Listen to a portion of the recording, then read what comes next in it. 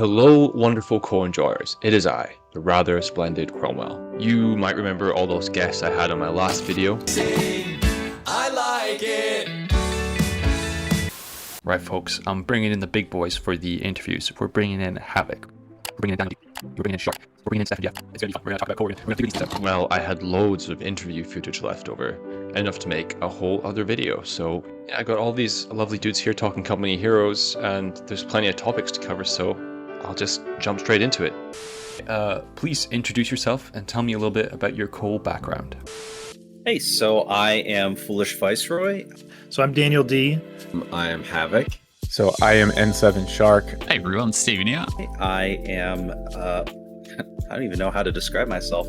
I'm one of the Reddit moderators for Company of Heroes 3, and I am a frequent player.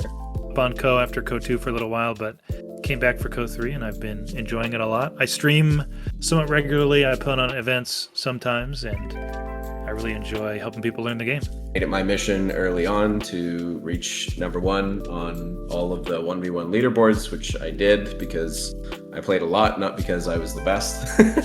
I am a caster, and I started playing Co with Co2 back in the day. I started doing casts and videos on Co3 last year. Ketin Tripwire Flare. My favorite, most underrated abilities is the Ketin Tripwire Flare. You like that ability, huh? I think it's trash. I like it. I think like it does 80 damage to a model, which is fine. But I think the vision you're getting is important, especially in like a 1v1. Being able to see where most of your enemies' opponents are on which side of the map, you know, gives you a lot of intel about where to swing your army, which side you can go to, what you can dominate, where their light vehicles are. I think it's great, and it doesn't cost much. Like what's like 15 unis? Like I think it's 10. 10, right? Yeah, that's perfect. I'd take that for 10 munis, bro. Like I don't see what the issue is. It's not as cool as conscript tripwire mines, sure, but I think they have a place that people take for granted. Ability, I think it's cheap, which makes it really fun to sort of place in certain areas and delay the enemy a little bit. I think it's sort of overlooked because a lot of players will always place a bigger, more substantial mine if they can. But I don't think it's too bad. Something that I think is underrated is the trip flares. Those trip flares are super handy at like 10 munitions a pop. They give vision for 30 seconds, 80 damage on a single model. It goes completely under the radar. You know what? I'm not confident in this take, but I'm going to speculate underrated only because there's no more vision on points anymore. So the value of the tripwires have gone up because now you don't know what's capping that point, and being able to see what's capping the point might be worth 10 munitions. I don't know. I think so. Does it? I used to love using them on in Co2 because you'd kill a model and you'd be killing like a Gren model. So it's a 3-man squad instead of a 4-man squad, or a Stoss. Yeah, what model for 10 muni? Yeah. I mean, how many models does a grenade need to kill to be worth it? 3? Yeah, true. Yeah, probably. For 25 muni or 30 muni? Yeah. So math checks out, right? Yeah, I don't know if they still kill models. I think it might just be the flare. I need to check. I think only the scouts die. I think it does 80 damage. So I think only like really low HP models die. Yeah. Command Panzer 4. Probably underrated. Yeah, underrated. Underrated. I was shocked when I saw the buffs that it gives. I had no idea. I think the toggle makes it hard to use, and I wonder for both of the command P4s if they just fixed the icon so that it was more clear what ammo you have loaded, if people's perception of that unit would change dramatically, because I cannot count the number of times when I did use it, maybe 100%, that I screwed that up in the game. Because the icons are the same basically. How am I supposed to tell the difference?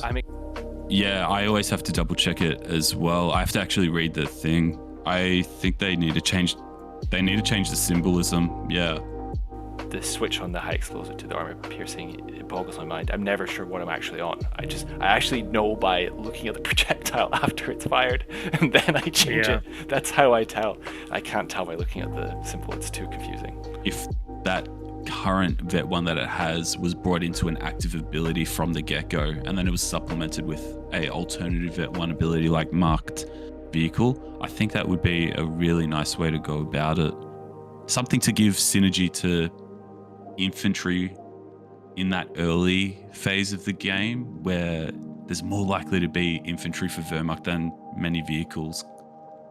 The tank shells itself from that tank are not super great. Between the high explosive and the armor-piercing rounds, it just feels like extra micro, and it doesn't feel like it's doing a super great job at either one of its roles there. So I think it's underrated, and I think it needs a little bit of work, but it has potential to be really strong. Really fun. I think it's one of those vehicles that come from the concept of COH3, where you can sort of switch between high explosive and armor piercing ammo. It's a really cool tank. I think it's a really underrated tank, and it supplements multiple Panzer IVs and sort of like a medium tank armor blob very well. I have been using it a fair bit lately, and it has good synergy with Stugs, like really good synergy with Stugs. And even verbal Vins, you can go for some quick, decisive dives. But if you're trying to combine it with Panzer IVs from the Tier 4 tech structure, it's too much investment. It's hard to get them to synergize with each other. What I think would be interesting to see this unit maybe see a bit more light of day, because at the moment its passive buffs only aid in helping vehicles, which is fine. It can be kept that way. But its Vet 1 is really useful. Its Vet 1 gives a speed bonus and a damage or harder to hit reduction to infantry and vehicles. I wouldn't mind to see that Vet 1 ability just become available from the onset. Like, it doesn't, I don't think the Panzer IVs should need Vet 1 to use that ability, and maybe supplement its Vet 1 ability with an alternative, because I think that would be a really good way to incorporate it into the game earlier, where there's, because I think it's possible to get it out at 6 or 7 CPs, and having it come out earlier or at that timing when there are maybe just one other Wehrmacht vehicles, it doesn't have too much synergy, but having it to be able to buff infantry during that early timing window might see it to give it more opportunity to influence the game. So yeah, that needs a rework. Breakthrough. It's a fantastic ability. I won't say it's underrated, but it's fantastic. Ability. Every time in a 4v4, if it's down to the wire and we need to cap something, I like to use Breakthrough as sort of the way to get an infantry on the point and then capture it really, really quickly before the enemy can roll right back in. And in a 1v1 setting, it's still really, really powerful because you want to be able to use it for a full minute and swarm the map and capture and decapture that 100% rate. So I think it's definitely super strong. I think now with its munitions cost that's been increased, I think it might be overrated. I actually think getting a Kettenkrad with communication cables is a better choice than what Breakthrough to rapidly cap it with infantry is. You can still make it work if you have a really decisive counterattack, but that doesn't always happen. Probably fine now. Before it was way too good. Agreed. Especially in small games. But now I don't know. I'm honestly I'm not even seeing as much Breakthrough as I was before. So hard to get a pulse on where it sits now. Yeah. Needs work. Still needs to be nerfed. I think it was a good start what they did, but it's too good. 1v1 is a tempo game, and the tempo that you get for that, they could probably double the muni cost and people would still use it. FLAK 36 emplacement.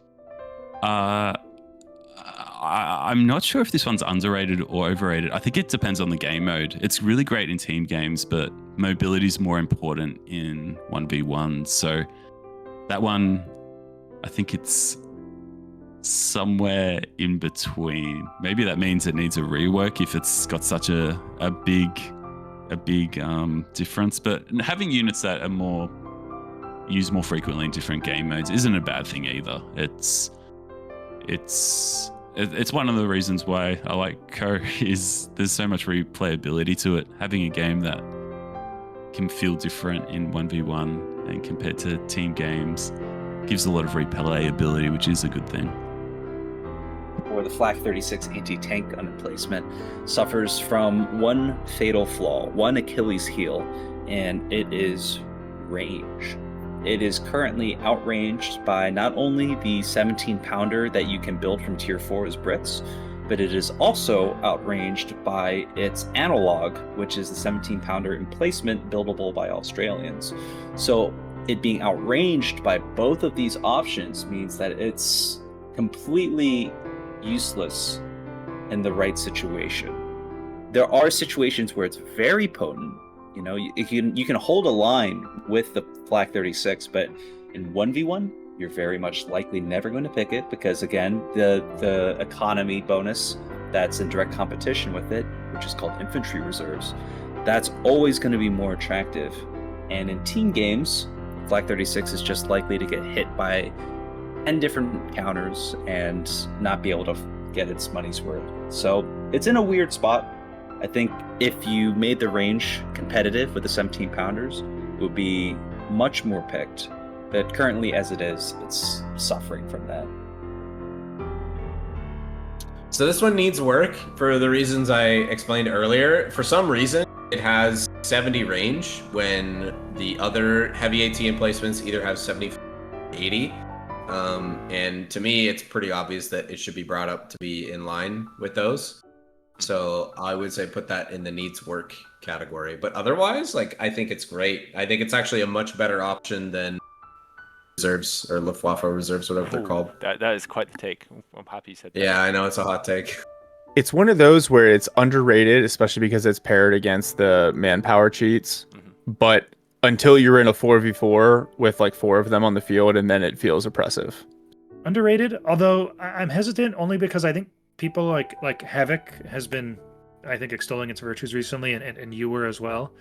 It's probably still underrated, but I think since the changes to its vet and the HP buff that emplacements got, it is now usable, especially given how early it comes. It's 1 CP, right? So you can get to it very quickly. Artillery tripwire flares. You know, I think that I think there's a way to use them. And I thought about this a lot. I think you need to use them. I think you really need to think where you place them. I think you need to place them where you think the enemy's going to take heavy cover. No one expects artillery tripwire mine ever. Also, doorways going into buildings, because I think it hits buildings with a lot of damage if you're inside the building. And they're pretty accurate. It's more accurate than the base artillery, right? Yeah, it's super accurate for. It's like dead on. Yeah, it's really good. Yeah, I gotta try that. I'm glad we talked about this. I'm gonna try these next time instead of next time I play Aussie. Yeah. It's similar to booby traps in that, like, it's relatively cheap to put down and the potential impact is actually quite good. Because there's nothing better than not only are you an eye on your opponent's position, but you're also softening them up before you move into defense. So I think this is a very good ability, and I see a lot of games where players are loading like 600 missions for when they could be dropping these things on every territory point. This needs work because for the munitions, I'd just rather have a mine. P47 Rocket Strike. A big fan of this ability. It's really, really strong. I see a lot of players try to go for carpet bombing run all the time because, again, I think we talked about this earlier, where it's got that boom factor. People like seeing the big explosions, the big thing that happens when you click the button. But the Rocket Strike is one of those abilities in the game that rewards you for doing a high skill move. I have used this when the King Tigers first came out to strike 2 rockets at the back of a King Tiger, immediately deleted the King Tiger. And it was like nearly at 90% health. So I'm a big fan of this ability. I think it's one of those abilities that it rewards skill. So really, it's a bit underrated, but it's great. That is really useful and strong. I think that's one of my really perfect ways to take out a slow moving tiger or king tiger. You just find them when they're in an awkward turning state, let it rip, and that will come down and secure the job. It is exactly what late game strafing air support runs should be. That's perfect. I have to imagine this is appropriately rated. Like, I see it a lot. It's great. This is easily the most lethal anti-vehicle ability. Yeah. When it... It's also the most fair, which I think is notably right. Because what I love about it is it requires, most of the time it requires a little bit of combined arms. You know, you're hitting it with a bit of button, a bit of snare, a bit of a mine, whatever, and then you're, you know, because it's mostly easy to dodge unless you have like a King Tiger or something. But even that, like before, well, now, like before on release, you literally couldn't do anything. But now with the mobility changes, the case dodge is not. Yeah, I feel like all like loiter ability should be something like this, where there's more of a, like an interaction, like a combined arms interaction, instead of just dropping this like giant circle of death. You know, not agree more. Like everything needs to be pivoted. Like all the loiters should just be pivoted into like multiple strafes or skill shots or bombing runs or whatever. Like there should be loiters are just like they're so. I love the rocket strafe. I love the JU-87 version for combined arms now. Like it was trash before because it did no damage, but now it's in like such a good spot. Yeah. Mechanized assault. They don't even realize that it's doing stuff to their infantry. Sorry, you carry on. You explain it. No, you like you nailed it. Like it's the infantry implications that like 20% extra speed, 30% less damage on like a stormtrooper or a Pigren. Like that's like plus they're 20% harder to hit. Like if you took away the repair for vehicles, this would still be an incredible ability. Cry, assault flares are the two big ones that the Brits have.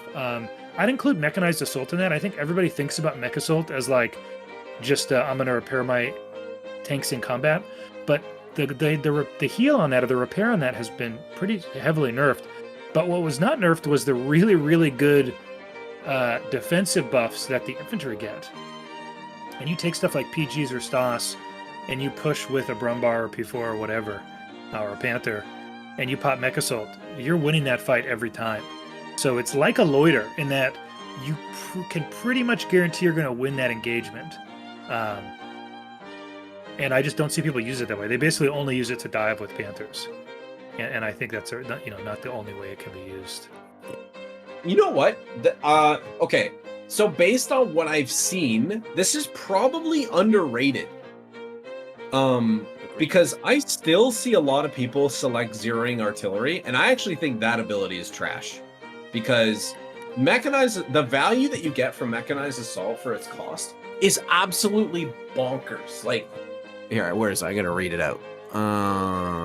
Because people, from what I see, people only tend to use this offensively or defensively with big armor pushes. Yeah, but and to repair their vehicles. That's if you took away the repair for vehicles, this would still be an incredible ability for 20 munitions.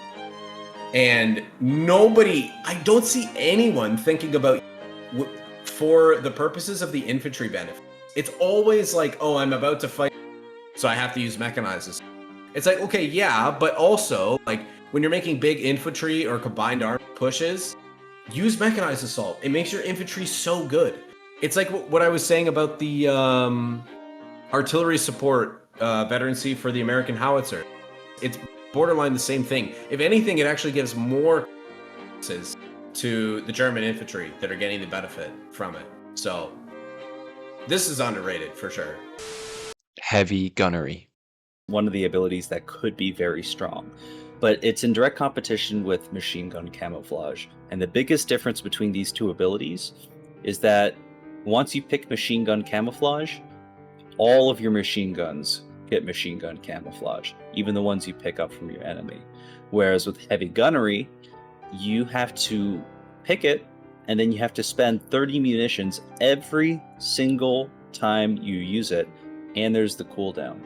And that's the problem with this ability, is that it's not even that effective either. Like, if it were even maybe a little bit more effective, then you might see players start to abuse it because you can put it on the 2-2-1, You can run up to infantry units and you can just suppress them all day. Yeah, no, you're right. I think heavy gunnery has the potential to be really strong. It's just they're afraid of making it better or it's going to be too good. I think it's underrated.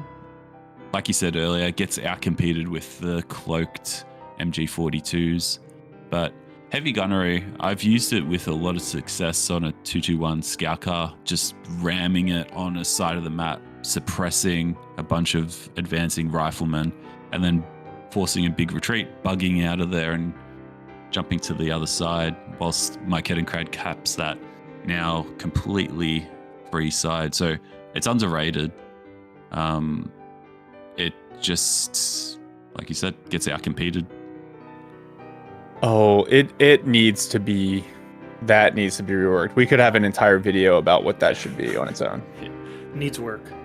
I think paying munitions to suppress from a vehicle, the problem with that is, what situation are you in where you've got an infantry squad that you're fighting with a vehicle, and that vehicle can stay there and shoot at that infantry squad without being countered by something else, and that infantry squad doesn't already have to leave the scene.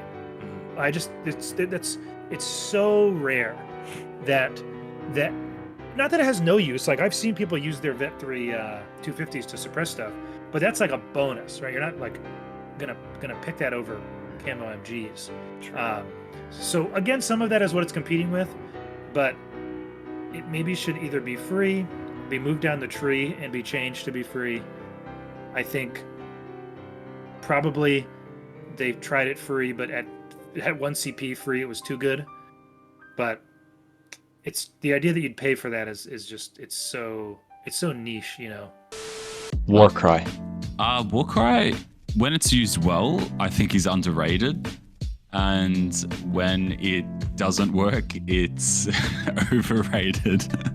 It's one of those abilities. I think I actually think it's the highest risk versus reward ability in the game. It's so expensive that if you fail to capitalize on that engagement where you've popped Warcry, it's game over at that point, because it's the price of basically 3 recce upgrades or 1 Bren. So it's very important to know before that engagement occurs that I'm going to outright win this. Especially when it's coupled with pillage. I really like using Warcry with pillage, because if you Warcry into the engagement and you know that I'm going to win this, I'm going to get all of the models that I killed to repay the price of the Warcry, it breaks even, and I've also gained a whole bunch of map control from it. I think it works. It has some really nice synergy with pillage that I think should be maintained, but the risk versus reward profile of Warcry has to be reworked a little bit. So yeah, it's underrated that it's overrated, but I think in its final place, it needs to be reworked to make it a little bit more accessible for people to use. Also underrated, Warcry combined with IO Gurkhaly and Gurkhas with Tommies are it's a super fun way to play unless you're on the receiving end. Underrated, for sure. Definitely underrated. Most people default to the passive, which is good. Like, it's good. Warcry is very attractive because it costs less than its opposite, which is Valor. The thing about Warcry is that I always forget to click it. It's one of those abilities where it's like, it's on the side and you know it's there, but you know you're so used to maybe picking Valor that you don't think that it's an active thing you gotta click. But it's strong, actually. Warcry is actually quietly very strong. But because it comes out so early, at a time when you don't have resources, it becomes easy to forget about as the game progresses. Well, that's all from me, folks. I'm in the process of making another Laughs In video before the big update, so keep your eyes peeled for that. I have a child now, so he's my #1 priority. So if the content feels like it's coming in slow, well, it's a sort of sorry, not sorry type of situation. Well, I've been Rather Splendid Cromwell, and it's always a pleasure, never a chore. Peace.